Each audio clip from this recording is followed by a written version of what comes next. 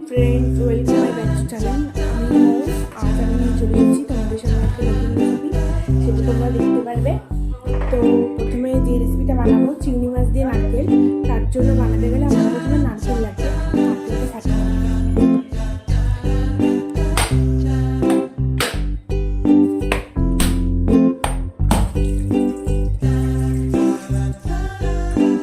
নারকেলটা ফাটিয়ে নিয়ে নারকেলের জলটা বের করে নিলাম। এবার নারকেলটা পুড়িয়ে নেবো আমরা। Friends, welcome my back to channel. আমি মৌস। আজ আমি নিয়ে চলে এসেছি তোমাদের সামনে একটা নতুন রেসিপি, সেটা তোমরা দেখতে পারবে। তো প্রথমে যে রেসিপিটা বানাবো চিংড়ি মাছ দিয়ে নারকেল, তার জন্য বানাতে গেলে আমার প্রথমে নারকেল লাগবে। নারকেলটা ফাটিয়ে নিই।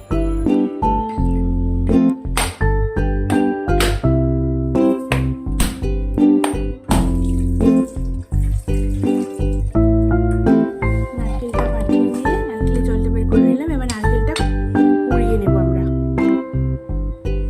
রান্না করতে গিয়ে আমরা দেখি কি কি নেবো। পুঁইশাকটা কেটে নিয়েছি, এখানে ঝিঙেটা কাটবো, কুমড়ো কাটবো, আলু কাটবো।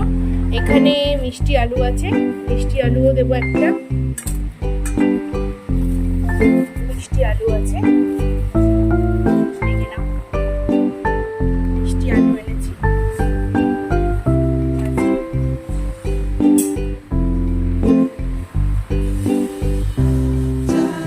তো চলো আমরা সবজিটা কেটে নিই। এটা করিয়ে নিলাম।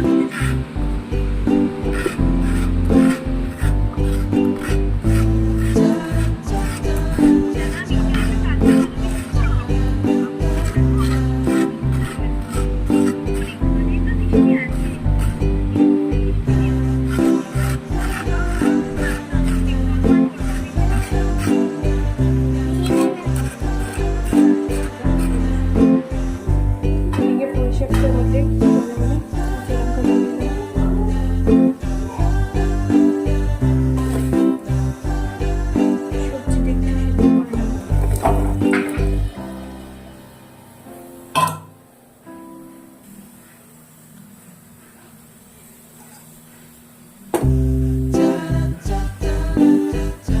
পুঁইশাকটাও দিয়ে দিই।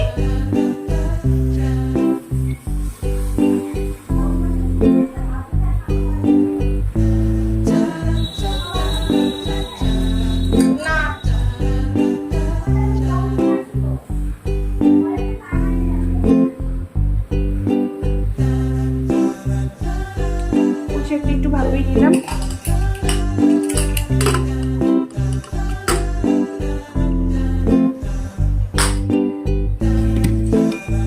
নারকেলটা একটু পেস্ট করে নিতে হবে। চলো পেস্ট করে নিই।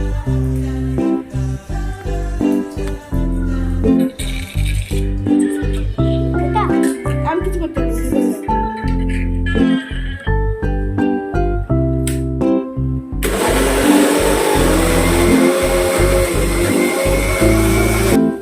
এর মধ্যে কাঁচা লঙ্কা, 4টে কাঁচা লঙ্কা আর চিনি দিয়ে একসাথে পেস্ট। এদিকে আমি ফোড়নের জন্য তেজপাতা, শুকনো লঙ্কা, চিনি মিলে দিয়ে দিয়েছি। এবার আমি সেগুলো সিদ্ধ করে পেস্ট করি।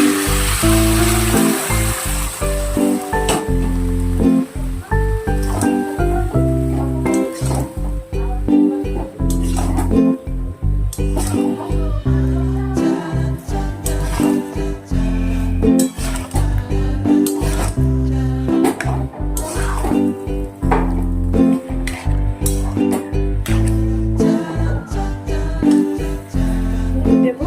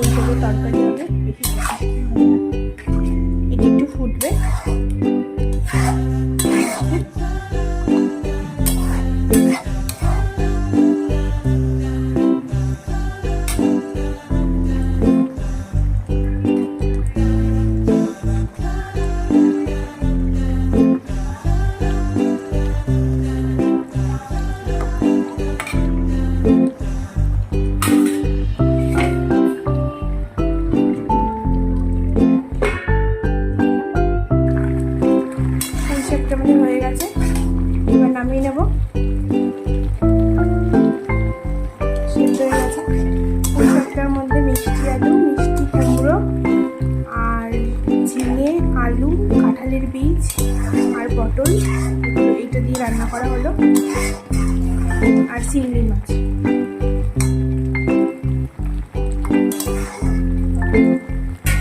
হয়ে গেছে পুঁই শাক।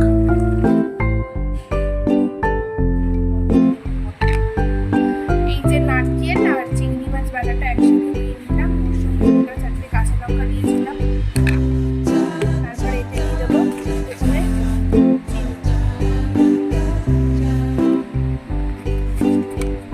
অল্পই দেবে কারণ নারকেলটা মিষ্টি আছে। তারপরে এতে দিয়ে দেবো পরিমাণ মতো নুন দেবে, পরিমাণ সবই রান্না পরিমাণ দিয়ে দিলাম।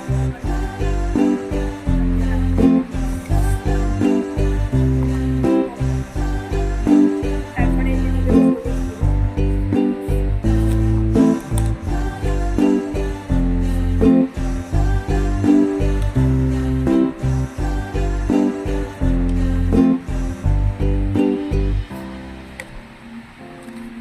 এবারে দিয়ে দেবো সর্ষের তেল।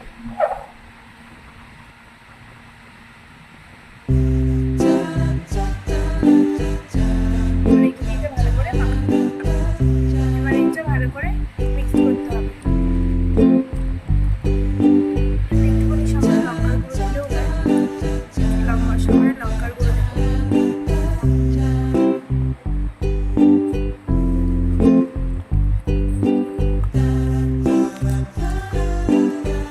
ভালো করে মিক্স করতে হবে।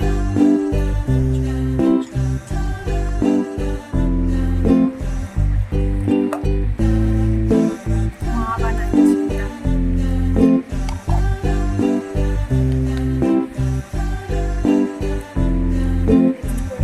এবার আমরা যে কলা পাতাটা সাজিয়ে রেখেছিলাম, কলা পাতাটাতে গড়িয়ে পড়ে যাবে। এটা কড়াইয়ে তুলে দেবো। কড়াতে বসিয়ে দিয়েছি, এই কড়াটাতে বসিয়ে দিয়ে এবার আমরা এটা ওভেনে দেবো। এইটা নতুনত্ব রান্না, এই রান্নাটা সবাই ঠিক জানে না, এরকম রান্না ম্যাক্সিমামই জানে না। তো এই রান্নাটা খেতে খুব ভালো হয়, তোমরা একবার বাড়িতে ট্রাই করে দেখো।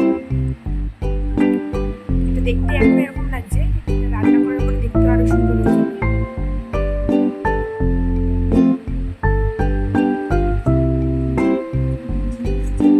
চিংড়ি মাছের কেক, নারকেল চিংড়ি মাছের কেক। এটা খেতে খুব ভালো, আর এটা এমনি শুধুই খাওয়া যায়, এর জন্য ভাত পরোটা কিছু লাগে না। আর যদি কারোর খাওয়ার ইচ্ছে হয় তো আমাদের বাড়ি চলে আসবেন, আমাদের বাড়িতে করে খাওয়া যাবে। এটা আমরা নিয়ে গিয়ে এবার এটা ওভেনে বসিয়ে দেবো। একদম বেশি অনেক কাছে দেবো না, নর্মাল হিটে দেবো।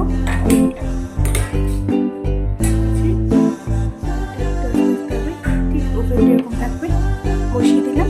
তো মা ঢাকা দিয়ে দেবো এবার এটা, তো এবার এটা ঢাকা দিয়ে দিতে হবে। তো আমি এই ঢাকনাটা দিয়ে দিলাম। হোক বন্ধুরা, তো হয়ে যাওয়ার পরে আমরা দেখাবো কিরকম হয়। এটা কত সুন্দর হয়ে গেছে, ঢাকনাটা উল্টিয়ে দেখলাম এরকম হয়ে গেছে। তো এটা আমি এখন দেখছি এপিকটা হয়ে গেছে নাকি, আর একটু হবে। স্মেলটা খুব সুন্দর হয়েছে, কিন্তু এখানে আসছি তোমরা পাচ্ছ না। তোমরা স্মেলটা পেতে পারো যদি কিনা এটা তোমরা বাড়িতে একবার ট্রাই করো। তোমরা অবশ্যই বাড়িতে এটা একবার রিকোয়েস্ট আমার যে তোমরা ট্রাই করে দেখো, যদি ভালো লাগে তোমরা আমাকে কমেন্টে জানিও যে এটা সত্যি খেতে খুব ভালো হয়েছে। তো আমি এটা এখন উল্টাবো কেমন করে উল্টাবো, তো আমি একাতে ফোন ধরে উল্টাতে পারবো না, আমার মাই উল্টাবে। এদিকটা হয়ে গেছে,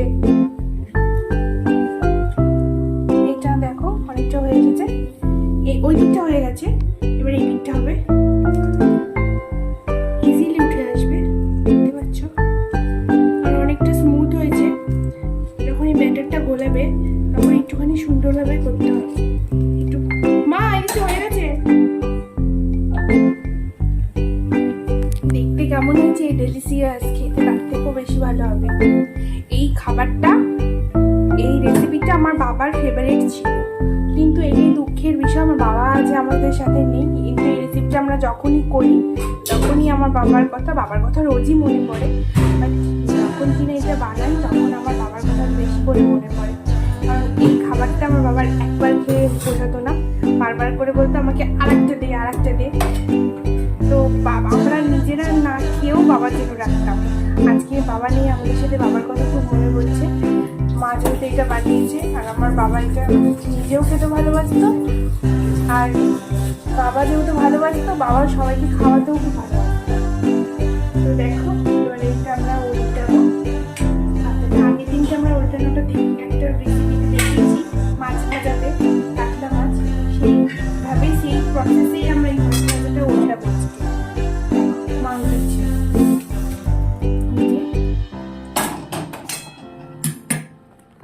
দেখতে থাকো।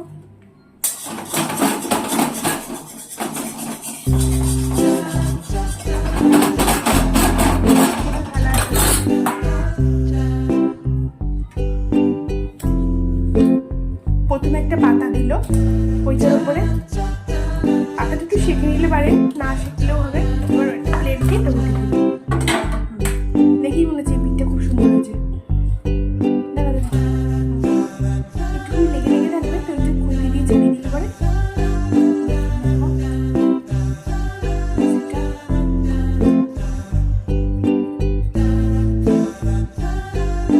ময়েশ্চার হয়েছে, এটা খেতে রাফ হবে না, এটা খেতে খুব ভালো। গন্ধটা দারুণ হয়েছে, আমি বোঝাতে পারছি না এখন দেখে গন্ধটা। দেখো ছবিটা। চলো এবার এটা এই দিকটা, ওই পিঠটা যে দিকটা হয়নি সেই দিকটা আমরা বসিয়ে দেবো।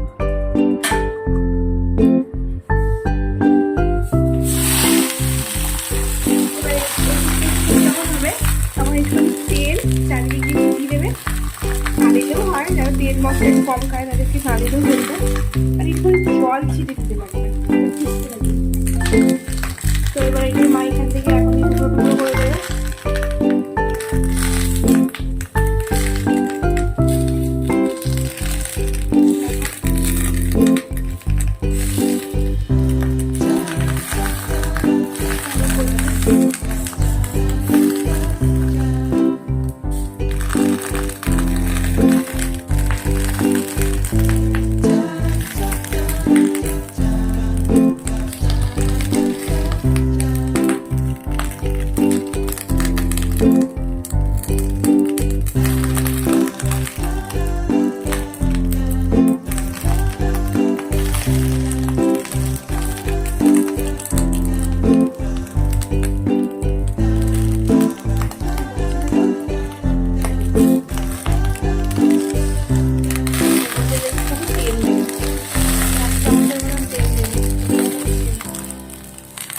আস্তে আস্তে করে ঘোরাবে। এবার এর মধ্যে একটুখানি সাইড দিয়ে তেল ছড়িয়ে দেবে। তেলের এটা কিন্তু ভালো করে আটকে